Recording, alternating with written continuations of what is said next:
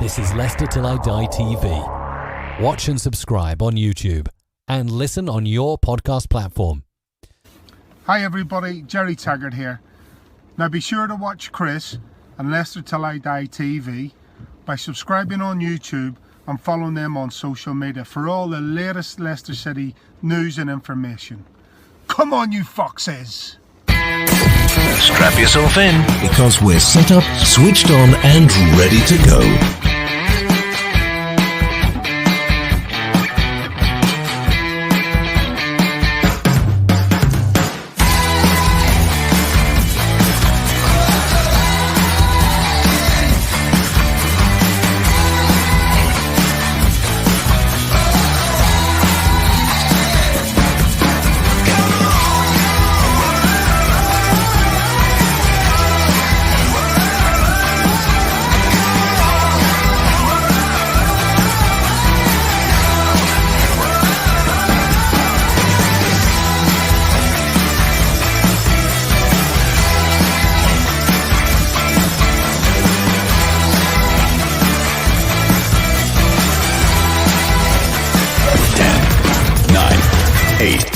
Seven, 6, 5, 4, 3, 2, 1.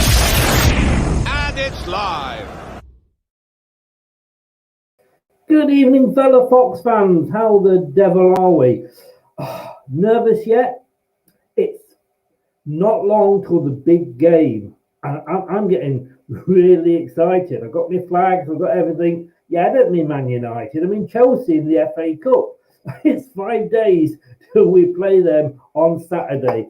And I'm getting a little bit nervous. But before then, we've got a certain top four, and we're just in the top four still, top four game, us versus Manchester United. And today it's the Opposition View show, and I am pleased to welcome two people along this evening. Yeah, we've got two Man United fans. I think they're with us unless they start to go off and do a protest. They should both be here with us. We got Rich from Rich Sports. Check out his YouTube channel, which you can see there is Rich Sports, so it's easy to find. And we've got Keane. I presume his mum and dad were a Man United fan with a name like Keane. I can just say, I'm glad they weren't fans of Wan-Bissaka, because you wouldn't want to go live through life Wan-Bissaka, would you? He's from the Weekly Armchair Kickoff podcast. Check that out on YouTube as well. I think he's probably going to hit me now. But let's bring them back in. First of all, we're going to say Rich Sports. Good evening, sir. How the devil are you? I'm very good, thanks, Chris. How are you? Yeah, not so bad. I've just about calmed down after Friday night, and I didn't see that. We're playing you at the right time. The wheels coming off. Well, I'm going to come on to that in a minute, because I don't know if we're going to be playing you at the right time or not. But let's bring another Man United fan in, Wan-Bissaka. Let's bring him in here. Good evening, Wan-Bissaka. How are you doing? Wan-Bissaka, stop it now, Chris. Stop it. I'm good, very good, Chris. How's things? Thanks for having me on. Not so bad. Thank you both for coming on. You're playing a lot of games, aren't you? I mean, I thought we were playing quite, a lot, because we had Newcastle. I have to mention it on Friday. We've got yourselves tomorrow. A small matter of the FA Cup final on Saturday. But my God, that's like having a rest for you. You've got 2 days between games, haven't you, Rich? I say, yeah, we're used to it though. Long cup runs. Manchester United are kind of used to this sort of congestion this stage of the season. Might be new for Leicester with the cup games. But no, I think with the rescheduled game, it's 4 games in a week, which is pretty crazy. So I think we're going to see, obviously, Manchester United will have to use their squad a bit more. We did see the last couple of games substitutions being made earlier, which is good. No substitutions made at half-time or after an hour. But yeah, certainly a game every other day pretty much at the moment is not ideal. In fairness though, Keane, it's your own bloody fault really, isn't it? You know what I mean? You called one of your games off because of the protest, so you can't really blame anybody for fixture congestion. Yeah, look, I wouldn't say it's the players and the manager's fault. Look, that was something that was out of their control, and the protests were for for the right reasons. At the end of the day, like, we're trying to get the Glazers out. Look, there's things that transpired that day that not all Manchester United fans would agree with, but at the same time, from a frustration point of view, myself, Joe and Rich would agree. We just want them out, and 16 years of this stuff going on, something was going to boil over eventually, and that's what happened. Yeah, Yeah, and 100%. don't get me wrong, I say it all tongue-in-cheek because I do know, I was actually trying to explain it to a non-football fan the other day, how there was this club, Man United, that was sort of world famous, one of the richest clubs in the world, and then suddenly you're mortgaged up to the hilt so that somebody can buy you. You've got valid reason, and it's been going on a long time, Rich. So I think people were against the takeover 16 years ago, and it's been continually against the Glazers for 16 years. I think it's gradually got worse and worse, and this was like the final straw. It wasn't like this was the issue. It was the final straw for a lot of fans. And the game could have been rescheduled a different time. It was not the best time for it to be rescheduled, but Manchester United fans, opposition fans for Liverpool fans, Tottenham fans, Arsenal fans, all fans I've spoken to, 100% behind, and Stephen Collins, 100% in the same group that, our owners need to go. Other clubs want their owners out as well, and it's the right thing to do. It's a long-term thing. It's not the ideal at the moment, but it's the right thing long-term for Manchester United. Well, yeah, I totally. I was surprised, and we'll just touch on this quickly because it's not going away. You've been a little fine, which, to be honest with you, is pocket change. But it seems all the big owners are going to be paying that out of their own pocket, not from the club money. But I was surprised how quickly everybody turned against it. I mean, we're obviously not included in that. We're not deemed a big enough club to be included in that. But it was nice to see that the fans of the Big Six didn't want it either, and how quickly you got everybody to sort of back down, if you like, and it was good to see. And we are all like Stephen said there, Keane, we're all behind you with this.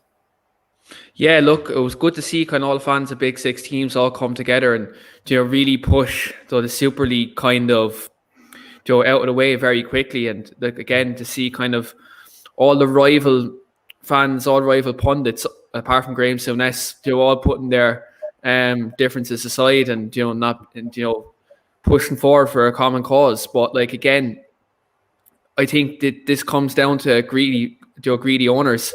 It's not just Man United's owners. You look at Arsenal's owners, such as Stan Kroenke, FSG at Liverpool. You look at Daniel Levy and Joe Lewis at Tottenham. They're bleeding that club dry, and you look at the direction they're going. Them clubs, especially, do you see the fans of their clubs really push forward? And then, obviously, Chelsea fans they done well at their protests too. You seen they didn't let the team boss in. Peter Cech had to come out and talk to the fans and basically told them, "Look, we're pulling out." We didn't really see too much of a protest at Man City. I don't think they want their owners to go, to be quite honest. I think they're very fortunate to be in the position they are, with the ownership they have. But when you look at it all in a nutshell, it was good to see kind of all the fans put their differences aside and really kind of adhere to the traditions of English football, because at the end of the day, you can have all these big games against Real Madrid, Barcelona, the Juventus, Milan's, but they're meant to happen once every couple of years in the Champions League. If you done a Super League, the novelty of that wears off after a year or two because you're playing them every week. Do you know what I mean? Whereas in the Premier League, you go away to Leicester, you go away to a Stoke. I know Stoke aren't there, but I'm using them as an example for an away day. Go to even grounds such as Crystal Palace, where it's nice, small ground, nice hostile atmosphere. Super League, you won't get any of that. Do you know what I mean? So it was kind of good to see tradition be maintained. I mean, Rich, I don't know whether Mel's calling me weird or you weird with that comment there, but I think it's totally unnecessary, Mel. Yeah, my show is very, very civilized from what I can remember. Well, it's just a few things. Whether civilized is one of them or not, I've not known her long enough, But yeah, it was good. I mean, we felt that when we had the sad news with our chairman with the helicopter when he passed away, and it brought everybody together, and this did. I mean, there's only so often you can afford an away ticket to go and see yourselves play Real Madrid. Going, like I say, getting in the car and driving down to Leicester, filling up with petrol, McDonald's on the way, in a car park. It's a bit different to a flight over to Spain. Probably got to have a hotel stay over. I mean, we know, Man United fans are rich, but I'm sure it's stretching even for you guys. But I think he made a really good point, though. It's like when we played Barcelona and we hadn't played them for a long time, or Real Madrid or Juventus, it's a special occasion. If you play them every season, it soon becomes quite boring. I mean, after winning the treble, we played Bayern Munich 3 times that season. Then when we drew them, I think a year or two later, you think, oh, not them again. It loses its appeal fairly quickly. And yeah, for me, it wouldn't be as good. And I don't think it appealed to English fans at all. No. I mean, I feel like that. No disrespect. We've got Man United again because we played you twice already this season.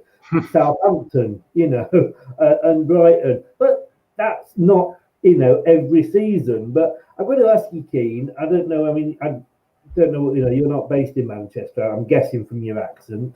But do you know? Or Rich might be able to say. I mean, after the Liverpool cancellation, your next game was away to Villa, and thanks for doing us a favour, Villa, but typical. Is there going to be any protest here, or is the match pretty much going to go ahead? It's going to be a Liverpool game, isn't it?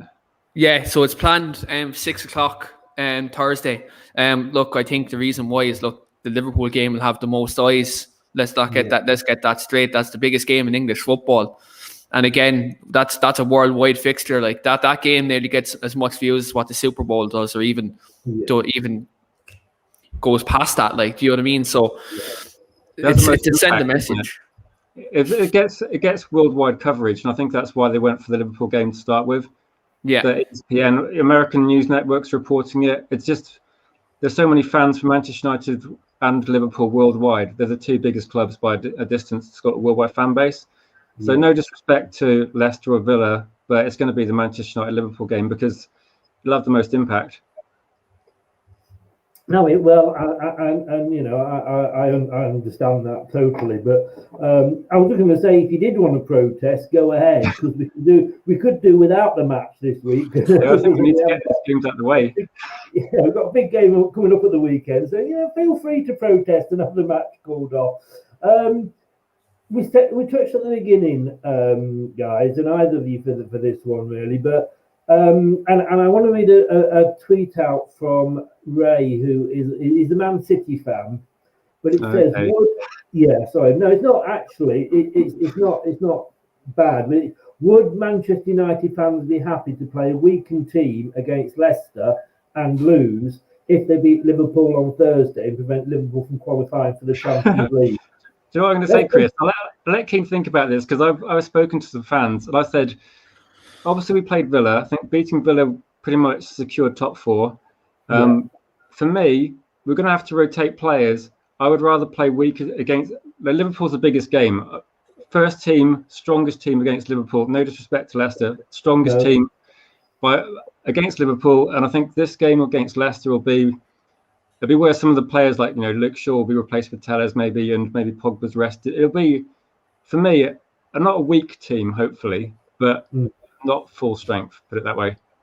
I mean, Keane, your second team, before you answer that, it's probably as strong as our first team, in fairness. And, but would you, I mean, and I understand, Liverpool's your big rival, so I totally understand why you would say that. But would you agree with Rich?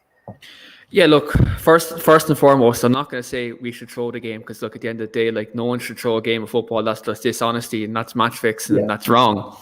But at the same time, look, when you look at it, I think you have to put out a strong enough team, cement second place, but not your strongest team. I do agree, Rich. You don't play your strongest team. I think for me, you rest Pogba and you rest Luke Shaw. I think, look, they've been outstanding.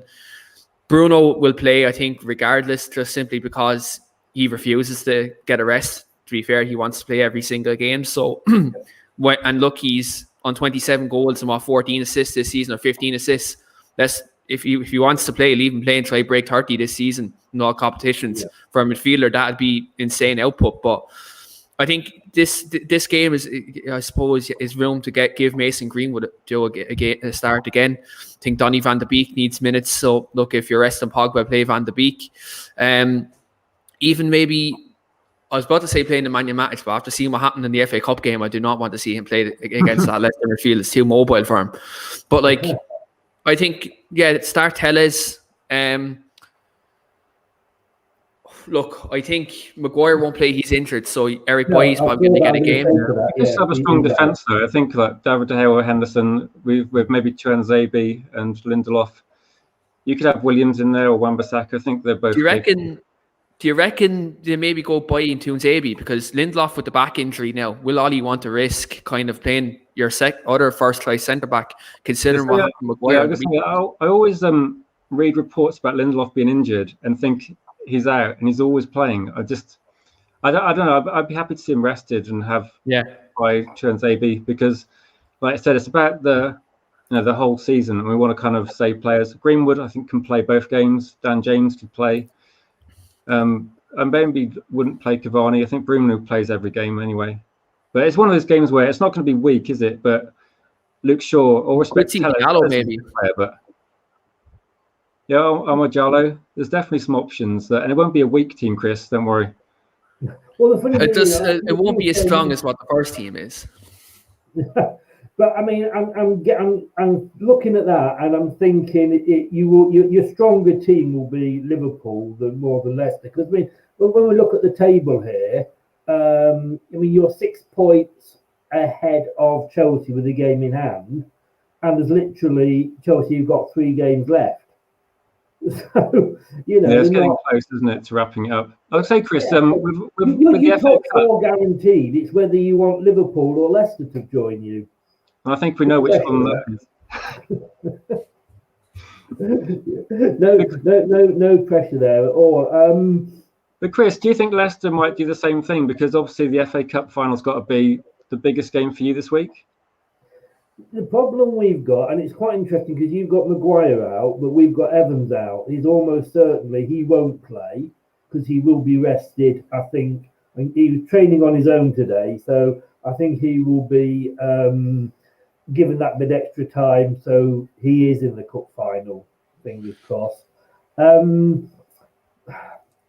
Normally, I'd be worried, but to be honest with you, when you look at the injuries that we've all had, not just Leicester, but we've all had at the start, we were playing a lot of players that hadn't sniffed the first team for a season or so, and they came in and did a very good job.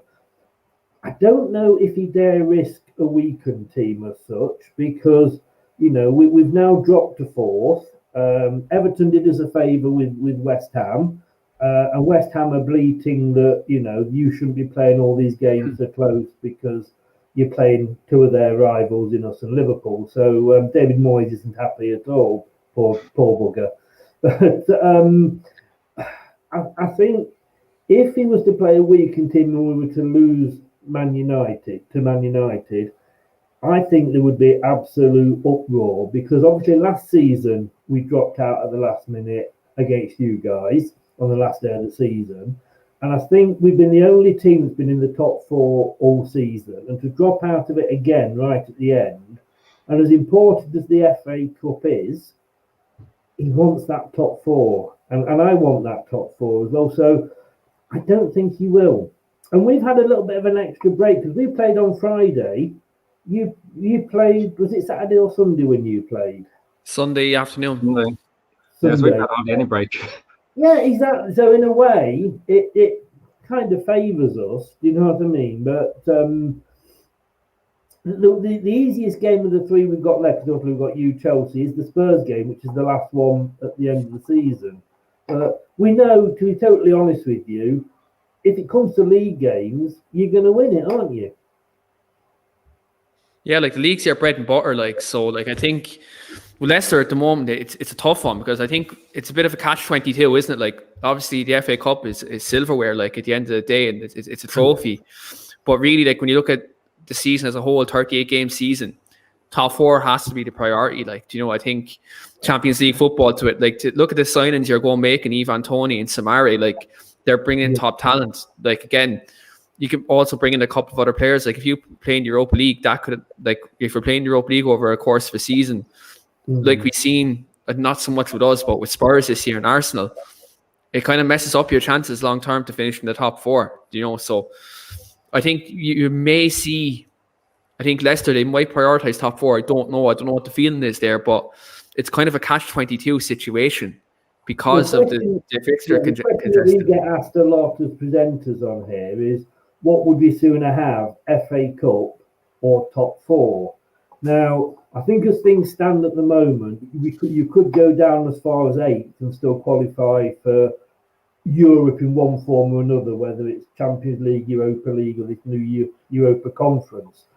I mean, I'm old enough to have remembered the last time we were in the FA Cup in 1969, and I would sooner finish 5th or 6th and go into the Europa League and have the FA Cup, because we may not get, there might be another 60 odd years before we make it again, but you could always stand the chance of getting the top 4 again next season. But Rich, I mean, you've won 15 of the previous 20 games between us two at Man United.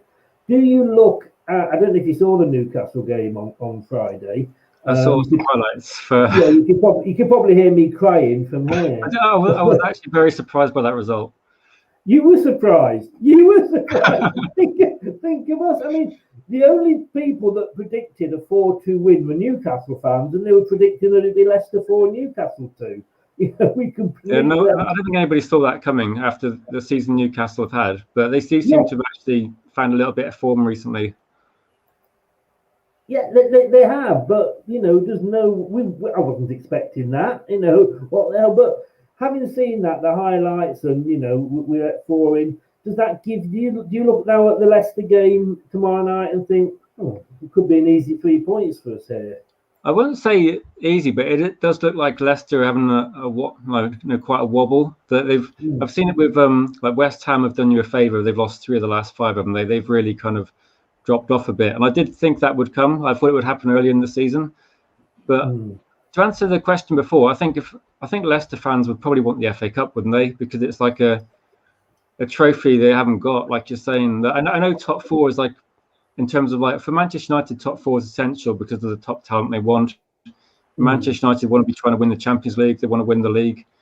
I mean, I think if you have not won the FA Cup, you must have won it, surely. Yeah, sorry, I was going to say, it's in the answering your question. It's an even split, to be honest with you, between FA. I think the older ones amongst us, which I'm one of them, want the FA Cup because we've never won it. The younger ones, probably where the FA Cup isn't sort of mean quite as much. And Andy Meadows is going to love me now because I'm putting him in the young bracket. I think they want the top 4. But I can say in the league, and looking at this, these are our last games. We've got a 2-2 draw. These are league games, by the way. 2-2 draw earlier in the season. Last year, he did the double over us. That last game of the season. And we haven't beaten you in the league for at least 5 games, Keane. So, like I say, you've got to be reasonably confident, haven't you? Yeah, look, if I'd be brutally honest, I'd be more confident if it was at the King Power. To be completely honest, looking at our away record this season, like being the best away team in the league, and we're unbeaten away from home. But yeah, look, you become like that form book there suggests that United fans should be confident. However, again, it just depends on who we play, because if we go full strength, I'd be confident of winning the game. Even then, though, could fatigue set in because we played on Sunday afternoon. Do you know what I mean? But look, if we put out a reasonably strong team, we should most definitely be competitive within the game. Depends who Leicester play as well. If Leicester make a couple of changes, then we'll see how it plays out. Because match sharpness, like I think, when you look at players like Van de Beek, you look at players like Telles, you look at Brandon Williams when he came in the other night against Roma, you could see that these players haven't played many games this season and they got torn asunder. Like let's get that straight. Like against Roma, they got absolutely torn asunder. You just Not at can't all. you can't suddenly adapt to that. You can't suddenly play at that top level, and that's kind of why I'd like to see more rotation made over the next few games, because when you stick to the first 11 and pretty much don't change it, when you do call on these players, you do say, right, Tellez, you bring him on, you bring on William. They're just not ready. They've just not had enough football. Even when Pogba's injured for a month, he comes back. It takes a couple of games to get back up to that level. So I think they need to play at least part of the game, some of these players, even when we're going quite strong. We should probably make subs earlier. But I think, like Keenan saying, I think the defence will probably be fairly strong. Maybe Tellez swapped out for Luke Shaw, but I think otherwise it'll be fairly recognisable, apart from Maguire, who's injured. Otherwise, plays every single game. But Van der Beek, he doesn't get a run at all, does he? He gets one game, then a month later he gets another game. Yeah, and when you look at Van der Beek as well, since he's come back into the kind of fold, he's been played out of position as well. So it's kind of hard when you're lacking match fitness and you're playing on the left wing. I think you can kind of, I suppose, feel sorry for him in that way. But yeah, it's interesting to see where he plays. If he starts Fernandes, you'd imagine Van der Beek will end up on the left, or maybe inside the double pivot, beside either McTominay or Fred, if he plays. I just can't imagine him playing if Bruno Fernandes is on the pitch that Van der Beek is going to play in the number 10 role, because that's Bruno's position. He's been unbelievable there this season. I don't see anyone displacing him in that position, no matter who we sign. So I think if Van der Beek plays, he's probably going to play on the left as a result of Pogba not playing. I'm going to ask you this. I'm going to wait for this till later, but seeing as we've kind of touched on formations and changes and tactics and what have you, are you kind of? I've listened and I've popped on your shows, and Rich knows that I listen to him a lot, and there's still a vast majority of your fans that aren't the biggest fans of your manager. I mean, is he tactically astute enough to get you through this period, or before Man United it was a Norwegian side and Cardiff, wasn't it? So, but you can't complain. You can't say what he's done this season, a European Cup final, and he looks like he's going to be second again. Rich, is he tactically aware enough to deal with all this and all the changes and players, etc.?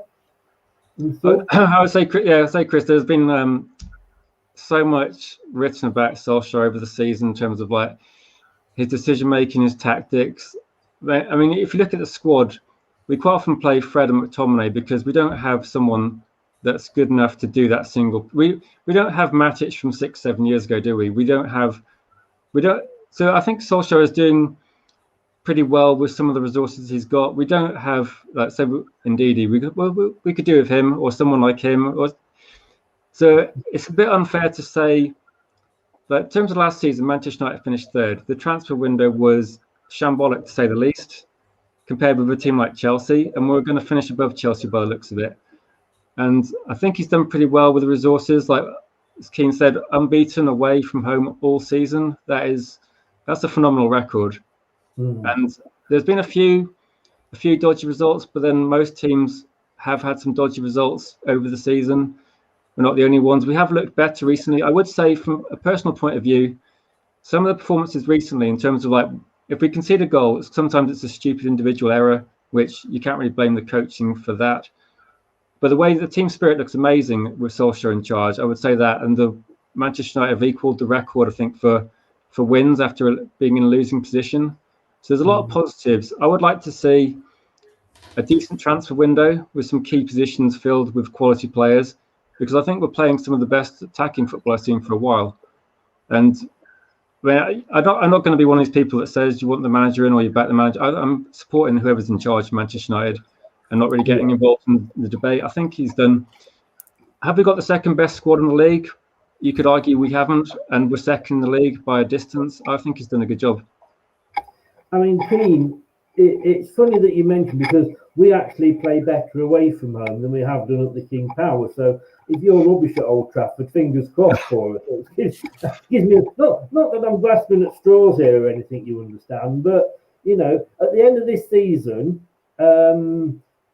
Ollie's you're probably going to be second. I mean, we've got to accept that now. I think Man City are they're nailed on. I mean, you're dragging them out, you're making them wait as best you can there.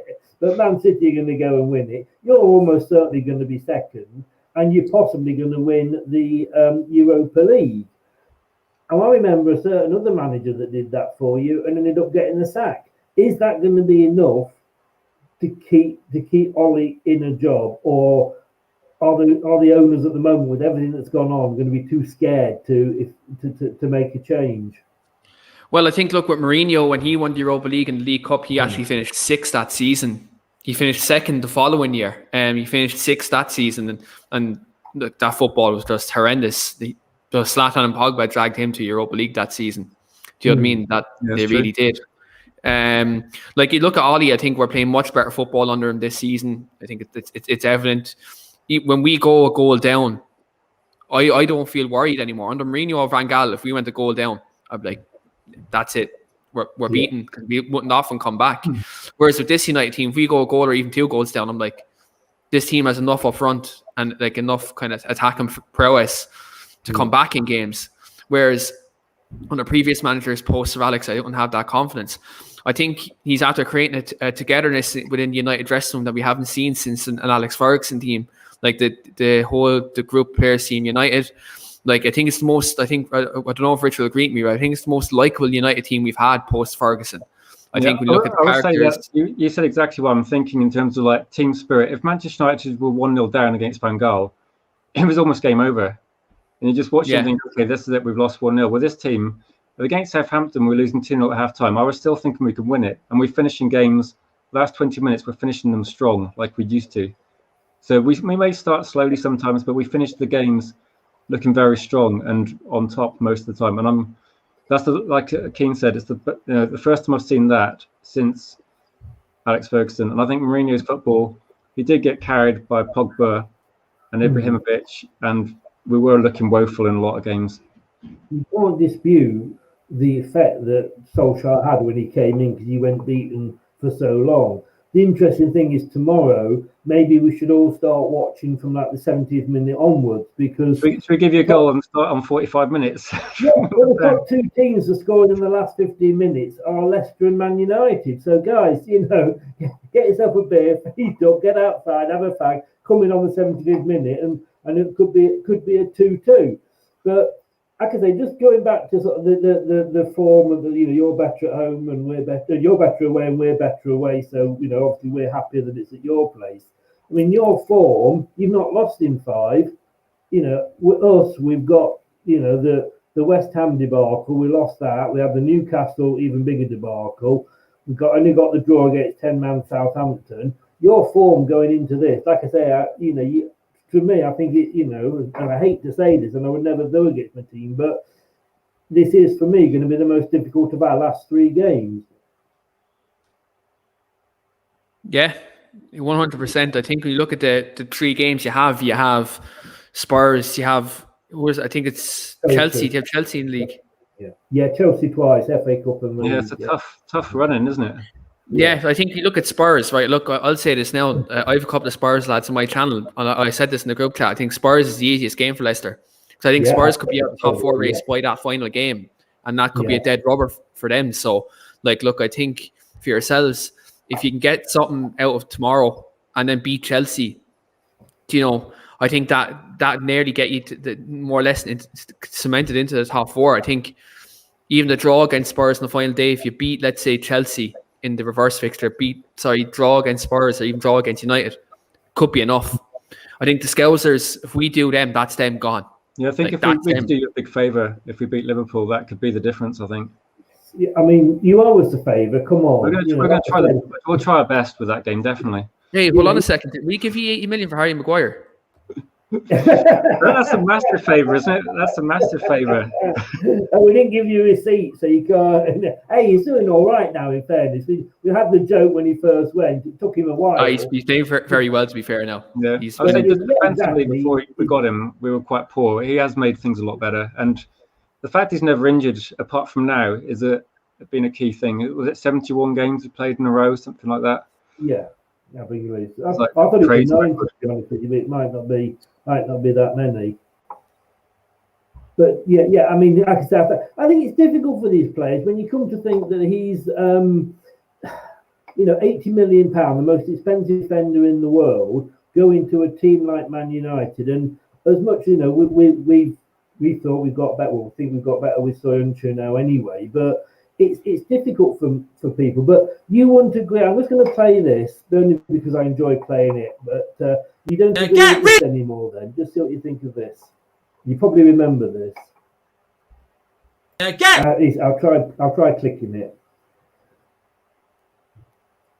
That's not working, is it? Or is it working? It came up my screen for like 2 seconds. Try it again. Yeah, stop briefly. Get rid of Harry Maguire! Get rid of Harry Maguire! He is shit! He is absolutely shit! I mean, he's better than that now, isn't he? Do you think that sometimes... You never have a rant on social media, should you?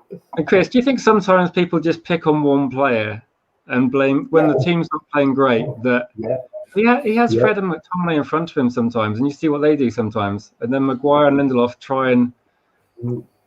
It's not just one player. He's actually been quite good for a lot of games. I mean, I totally agree. Ben Chilwell, for some reason the fans took against him. I mean, he was Gareth Southgate's England left back, so the guy wasn't bad, and he got a goal in him. When he got up there at that end of the field. So, but the players, like you say, just take a dislike, and it happens with certain players. Some of them deserve it.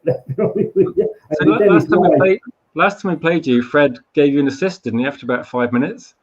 Yes, and we thank him very much for that. Please, can you make sure he plays again and does the same for us? I mean, I think the last time, and I'm not going to make any apologies for this, but I tell you what, we're just going to have a quick break and then we'll be straight back after this. You are watching and listening to Chris and Leicester Till I Die TV on YouTube and your favourite podcasts. I'm not going to make any apologies for this now because we've only beaten you once since we've been up in the Premier League. It was a really, really good win. So the last time we met, we did actually beat you. It was the FA Cup, I grant you, but it was a nice. Could that Man United turn up tomorrow night for us, please, Keane? Well, look, it just depends on who we start, really. I think personnel, whoever starts to kind of hold the midfield, like if we play Fred and Matic like we did the last day, like if Leicester presses high with Tielemans and Ndidi, the other likes of them in midfield, they could dominate again. But look, I think if Fernandes starts this game, he's that X factor, isn't he? Like he's that player who can turn a game on its head and he can create chances. I think if Mason Greenwood starts, it's very important. He's on fire at the minute. He's shown the form he showed last season. Not only that, he's added a lot more to his game in terms of chance creation. He's shown now that he's more than just a raw goal scorer. Like his link-up plays are getting a lot better. His positioning, his cross into the box, they're all improving massively. I think for United point of view, though, we'd keep Iheanacho quiet. I think he played very well against us. And since that game, he's on fire. He's on absolute fire. Like, we usually come into this game, I'd be worried about Jamie Vardy. I'm not even worried about Jamie Vardy because Eric Bailly will have the pace to cope with him. It's Iheanacho picking up them second balls, getting into the box late, pounce on them kind of half chances that I'm more worried about in this game. I think he's a player that we need to keep quiet. I think if Tuanzebe plays, let's say, alongside an Eric Bailly, he's going to be very important to be in the right position at the right time to stop Iheanacho, because I think he's just a good striker. And look, he's shown why essentially he played at Manchester City and scored goals to that football club, So I think he's someone who we have to keep quiet. But again, I think that the game where the game's going to be won or lost, it's going to be in midfield. It just depends on who all he picks. He plays Nemanja Matic and Fred. Could be a grim day for us at Old Trafford. It really could.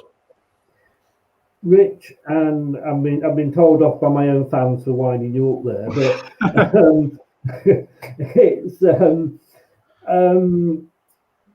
Keane was saying like you're more worried about Iheanacho than Vardy, but you can't afford to turn off against Vardy because Vardy is he's become the great supplier. He's not scoring the goals, I grant you. And then in actual, even in the Newcastle one, managed to come up and pop up and score a goal.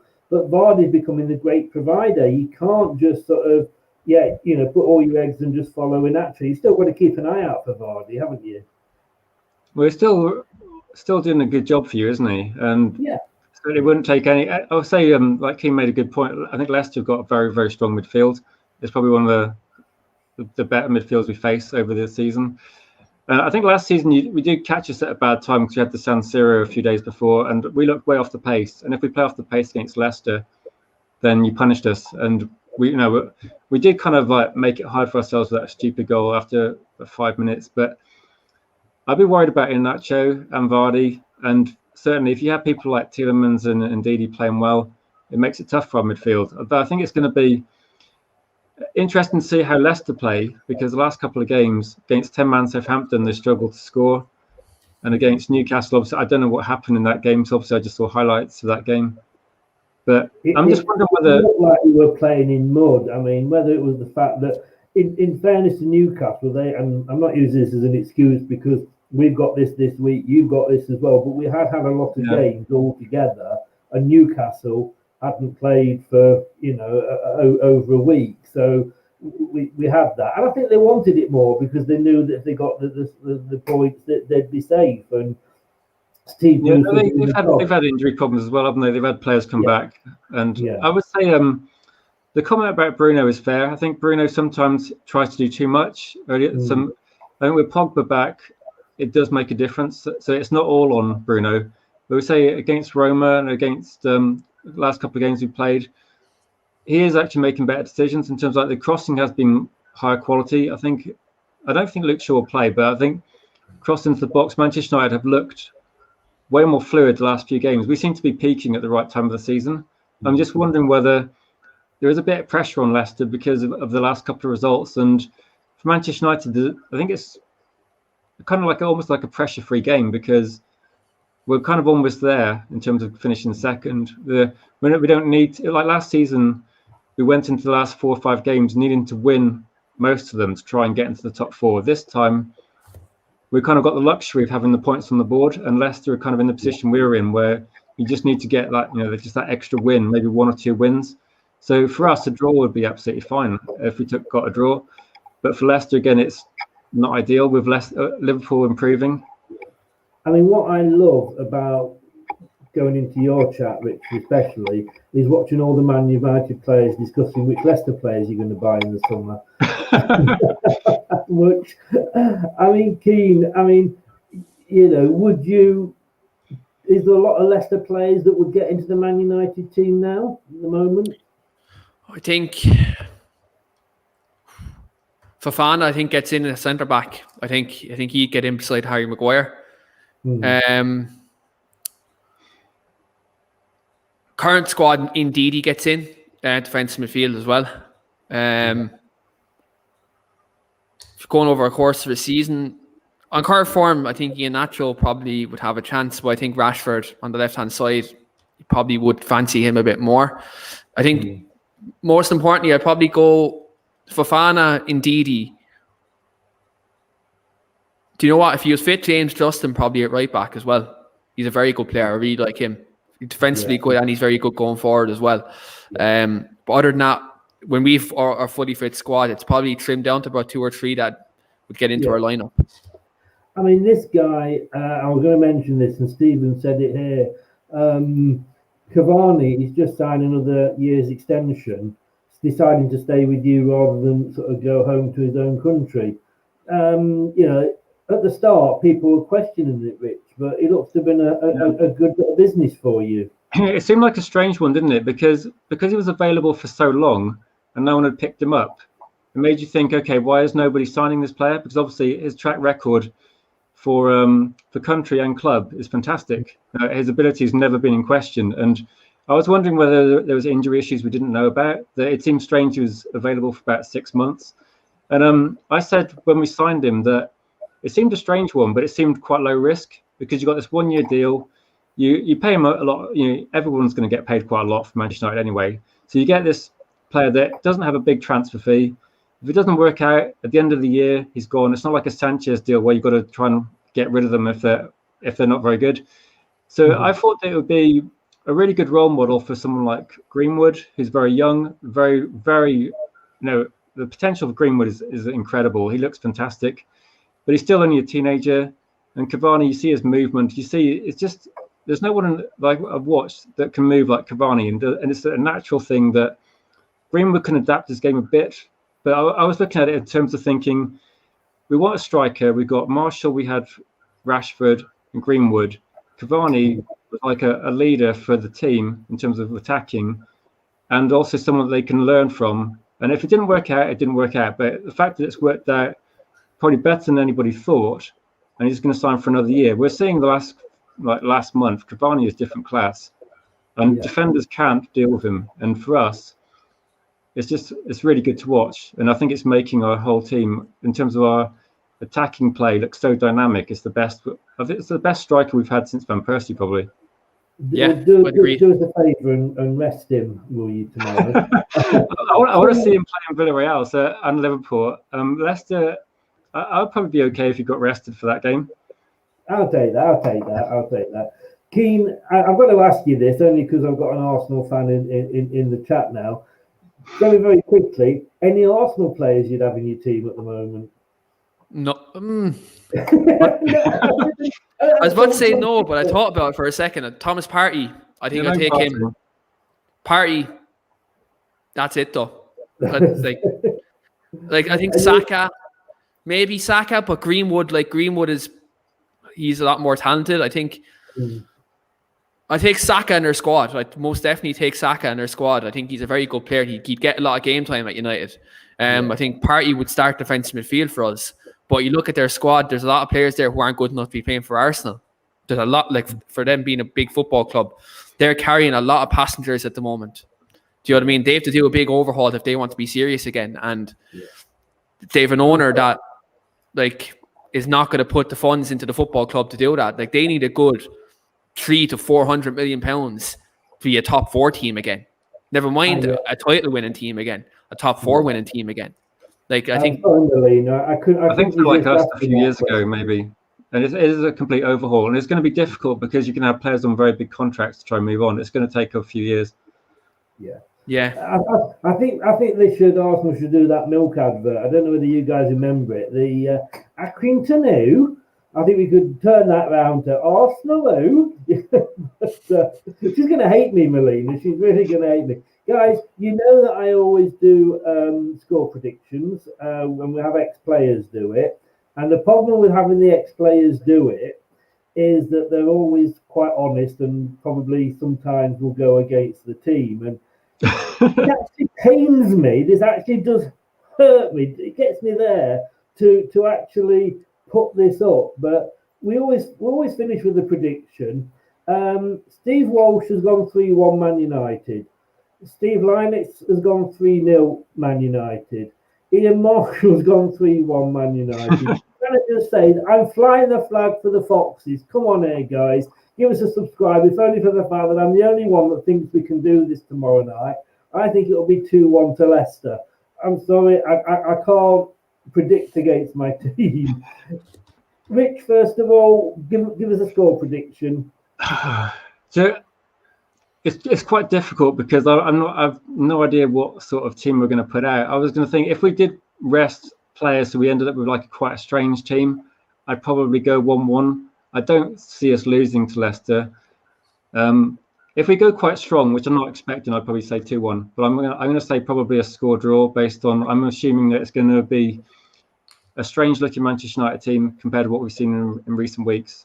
I think it will be, to be honest with you, because like you say, that Liverpool game. I think that the games might be catching up, and it'll be a game where you look at the team and go, okay. Yeah. Keane, can you say anything for Leicester at all? I very much doubt it. I'll go 2-1 United. Again, I can't go against my team. I think it'll be a strong-ish team. I don't think there'll be wholesale changes made. Maybe 4 or 5. I think that maybe at max you will see that. I don't think there'll be 9 different players rotated in. I don't think that'll happen. Look, after West Ham losing yesterday, that guaranteed United Champions League football as of yesterday. So do the team kind of take the foot off the gas tomorrow? We kind of wait and see. But I think if we make a couple of changes, we should still have enough to win the game, because I think Leicester will have an eye on Saturday, whether they won't admit it or not. A cup final's a cup final. There'll be challenges when you have a big game coming ahead of a couple of days. There'll be a few challenges you'd be reluctant to go into. Do you run that extra yard? There is a good point, isn't there? You're going to go for a 50-50 when you're going to have the FA Cup final in a few days. That might be an issue. Yeah, it's going to be. It's funny that we're both teams are in both the same kind of situation, But Keane, so your YouTube channel is the Weekly Armchair Podcast. Thanks very much for coming on, mate. I'd wish you all the luck, but I wouldn't mean it. Just do me one favour. Get yourself on that deed poll and get your name changed to Wan-Bissaka. And I think that would be good. It's got to be done. I'm sorry, it's got to be done. My mother and father would not have that. Like, I was named after Roy Keane. I'd be absolutely ostracised if I changed my name to Wan-Bissaka or even Bruno or something like that. Like, do you know what I mean? Because, like, I think if I've changed it after any current United player, I think I'd be shot. Like, I think they'd be at my front door. Do you know what I mean? Yeah, but just think how good it would go, Wan-Bissaka Feeney. I mean, it's just got a ring about it, hasn't it? On that point, I'll say thanks very much, mate. As I say, I won't say good luck for tomorrow, but I won't mean it. But good luck in the Europa Cup final. Thanks very much, Chris. Thanks very much for having me on. Thanks a lot. Cheers, mate. Take care. Rich, you YouTube Rich Sports. Keep it nice and simple. Easy to find. Hopefully. Yeah. So go and give him a subscribe. We'll put the link in the YouTube thing afterwards for you. And it might even already be in, actually, thinking about it. You've got Brad on later on your show. Look after him. Yeah, we'll mention Newcastle a little bit, I imagine, because it's a current thing, isn't it? We're going to talk about the last week's football. I mean, if you want to mention Newcastle, you feel free. I'd like to say I'd mentioned the 5-3, but it was that long ago now. It's hardly. Yeah, I was going to say, but in terms of the rest of the season, it'd be nice to see Leicester get top 4 because we don't want Liverpool getting it. And I don't think we're going to do you a favour. We're probably not going to do you a favour tomorrow, but we'll try and do you a favour on Thursday. The funny thing is, nobody's done us any favours. I mean, we wanted Man City to beat you. You beat them. We wanted Man City to beat. Yeah. I mean, it's just nobody. Well, I mean, Everton did us a favour. That was the first time. But yeah, we'd appreciate it, mate. We would appreciate it. Like I say, I hope we get 3 points tomorrow. Sorry, you would be surprised if I said anything else. But all the best to you in the Europa League Cup final, mate. And bring the trophy back home. Okay, thanks, Chris. Thanks for coming on, mate. All the best. Take care. No worries. I'll see you soon. Bye-bye. So thanks to Rich. Thanks to Wan-Bissaka. I mean Keane. He's going to kill me, and Don't forget, you can pick them both up on YouTube on the channels. Rich is on Rich Sports, and Keane is on the Weekly Armchair Kickoff Podcast. And they actually both do just general football chats and shows. So it's not all about Man United. There's other chats as well. So there's some interesting chats. I pop onto them both quite often, and as I say, it's not all Man United talk. But I want to say thank you very much for popping on. Let's just see, we've got a few last comments to go through here. And there we go. Yeah, 1-1 to Brad says, Melina, you're sacked as a mod. You go mow the lawn now. Go and mow the lawn. Honestly, she gets 3 A's in her results, and she gets a degree in whatever she's got a degree in, and she thinks she can come on and do that.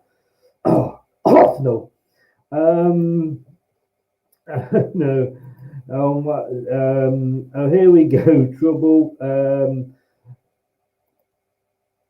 David, 1-1 is my score, even though hoping for Leicester to win, of course. Would we take a point? I mean, I kind of, and I actually forgot to ask the guys when they were here, but I said this the other day, that people have been saying that these last 3 games, don't be nice to Brad. No, be horrible to him. He deserves it. He's Jesus, remember. So what can he do? He can only curse you, you know.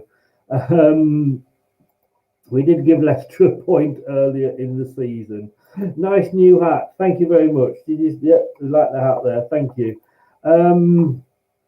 I did say at the weekend, and you may agree or disagree with me after the Newcastle defeat, that people are saying that we've got a really, really tough run in.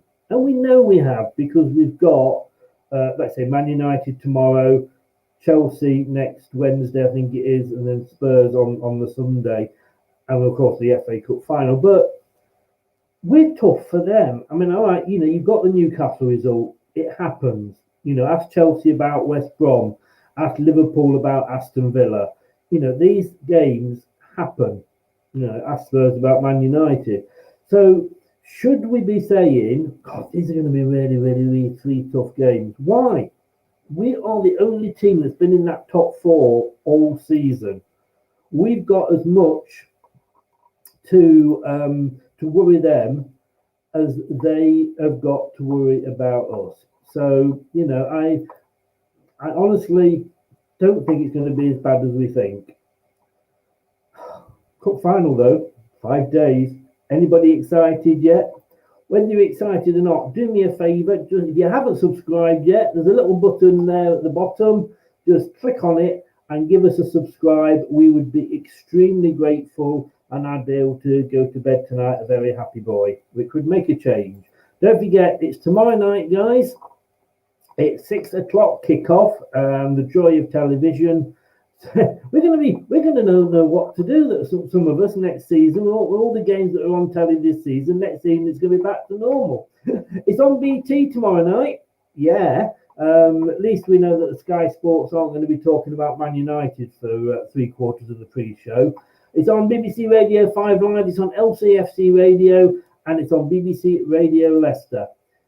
Guys, I've got to go and get changed because I am actually back in about 17 minutes with the preview show, because we're doing all these shows so often. If you want to catch up with any of our shows, don't forget YouTube, Leicester Till I Die TV, or if you prefer to listen to us rather than watch us, and I can't blame you, as I always say for that, your favourite podcast platform, including Anchor FM, Google Podcasts, Amazon Music, Apple iTunes, Spotify, and Podcast Addict, to name but a few. So thanks very much, guys. Newcastle, you come on. Hiya, Jay. You come on just as we're going. Actually, I'm probably not too sorry about that. Doesn't give you a chance to wind us up at all. See you in 17 minutes. Ooh, missus. Yep, I'll leave the front door open, Mel. See you in a bit. Thanks very much, guys. It will be 17 minutes. I'll be back with Craig, and we'll be doing the preview show, and it'll just be an hour full of totally biased opinion. Stay safe. See you in 17 minutes. Leicester Till I Die TV. Your first choice for everything Leicester City. Tune in and join in now. It is, and don't forget, like I say, please subscribe. See you later. Hello, Matt Elliott here. Be sure to watch Leicester Till I Die TV on YouTube and follow all them social media platforms for the latest updates and news on Leicester City Football Club. Thanks for watching Leicester Till I Die. This is Chris saying goodbye, and see you next time. Some people are on the pitch, they think it's all over. It is now.